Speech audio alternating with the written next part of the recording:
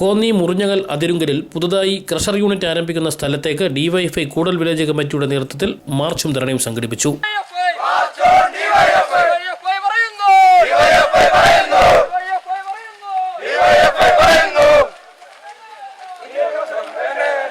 ഇതോടനുബന്ധിച്ച് നടന്ന ധർണ CPM ജില്ലാ സെക്രട്ടേറിയറ്റ് മെമ്പർ KP ഉദയഭാനു ഉദ്ഘാടനം ചെയ്തു.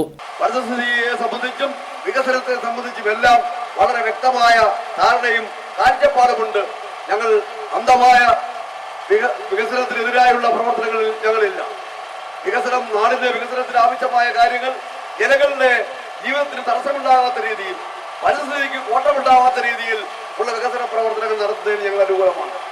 അല്ലാത്ത വികസന പ്രവർത്തനങ്ങൾ അത് അനുവദിക്കാൻ കഴിയില്ല. ക്രഷർ യൂണിറ്റിന്റെ പ്രവർത്തനം അനുവദിക്കില്ലെന്നും നിർമ്മാണ പ്രവർത്തനം നടത്തിയാൽ തടയുമെന്നും KP ഉദയഭാനു ഉദ്ഘാടന പ്രസംഗത്തിൽ കൂട്ടിച്ചേർത്തു. ഒരു നാടിന്റെ നിലനിൽപ്പിനും ജനനന്മയ്ക്കുമായി പ്രക്ഷോഭം നടത്തുന്ന ജനകീയ സമരക്കാരെ കള്ളക്കേസിൽ കൊടുക്കുന്ന പോലീസ് നടപടി അംഗീകരിക്കില്ലെന്നും അദ്ദേഹം പറഞ്ഞു. ഡിവൈഎഫ്ഐ വില്ലേജ് പ്രസിഡന്റ് ജൂബി ചക്കുത്തറ അധ്യക്ഷത വഹിച്ചു. Kodumon area secretary S Rajesh, Vishnumohan, P Umesh, K Chandrabose എന്നിവർ പ്രസംഗിച്ചു. News bureau, Pathanapuram.